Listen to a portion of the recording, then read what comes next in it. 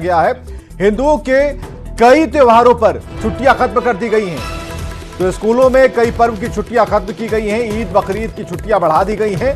रक्षाबंधन जन्माष्टमी पर छुट्टी नहीं मिलेगी। मकर संक्रांति महाशिवरात्रि की छुट्टी भी नहीं मिलेगी। तीज ज्योतिया विश्वकर्मा पूजा की छुट्टियां नहीं मिलेंगी। ईद में अब 3 दिन छुट्टी होगी। 2023 में ईद में थी सिर्फ 1 दिन की छुट्टी, जिसे बढ़ाकर 3 दिन कर दिया गया है। इधर बकरीद की भी छुट्टियों में बढ़ोतरी की गई है। तो 2024 का छुट्टियों वाला कैलेंडर जारी कर दिया गया है। और रजनीश हमारे साथ फोन लाइन पर है। रजनीश, ये आरोप लगते रहे हैं, लेकिन जो कैलेंडर जारी हुआ है उसमें एक बड़ा बदलाव दिख रहा है। हाँ बिल्कुल विवेक, देखिए 2023 के मुताबिक जो है जो छुट्टियां मिलती थी अब पूरी तरह से कटौती करती हुई दिख रही है, क्योंकि 2024 का जो कैलेंडर जारी किया गया है इसमें सबसे ज्यादा जो नुकसान है वो शिक्षकों को हुआ है, क्योंकि 60 दिनों तक जो है छुट्टियां मिलती थी साल में।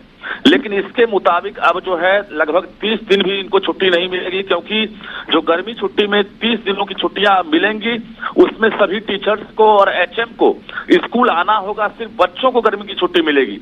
इसके साथ साथ रक्षाबंधन, जन्माष्टमी, विश्वकर्मा पूजा, मकर संक्रांति, नागपंचमी, महाशिवरात्रि, वसंत पंचमी, तीज और ज्योतिया की छुट्टियां जो है खत्म कर दी गई है। अब जो हिंदुओं के मुख्य त्योहार है उसमें छुट्टियां नहीं मिलेगी, जबकि जो दुर्गा पूजा की जो छुट्टी थी उसमें भी कटौती कर दी गई है।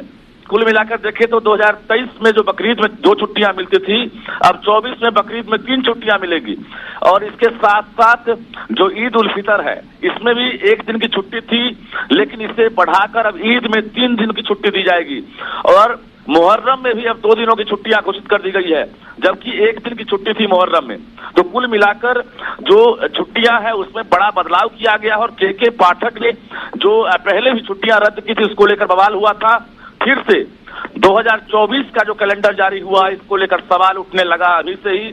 और बता दें आपको कि अवकाश तालिका जो है इसमें सिर्फ और सिर्फ जो घाटा हुआ है शिक्षकों को और एचएम को, जिन्हें अब गर्मी की छुट्टी नहीं मिलेगी। और इस दौरान पेरेंट्स मीटिंग भी होगा और चेतावनी भी दी गई है कि अगर कोई एचएम इस दौरान अगर अपने मन से अवकाश घोषित करते हैं तो उन पर कार्रवाई होगी। और उसको लेकर डीओ को आदेश भी दे दिया गया है। विवेक, बहुत बहुत शुक्रिया रजनीश इन तमाम जानकारियों के लिए। तो ये 2024 में छुट्टियों का कैलेंडर जारी किया गया, जो तस्वीरें आप देख पा रहे हैं। और उसके बाद इस कैलेंडर में क्या है, इस कैलेंडर में बहुत सारे बदलाव किए गए हैं। खासकर जो पहले छुट्टियां खासकर बकरीद को लेकर, ईद उल फितर को लेकर थी, उसमें बढ़ोतरी की गई है। वो बल्कि 1 से 3 दिन हो गए हैं, 2 से 3 दिन हो गए हैं। और इधर जो जन्माष्टमी की छुट्टियां थी, महाशिवरात्रि की छुट्टी थी, मकर संक्रांति की छुट्टी थी, इनमें कटौती कर दी गई।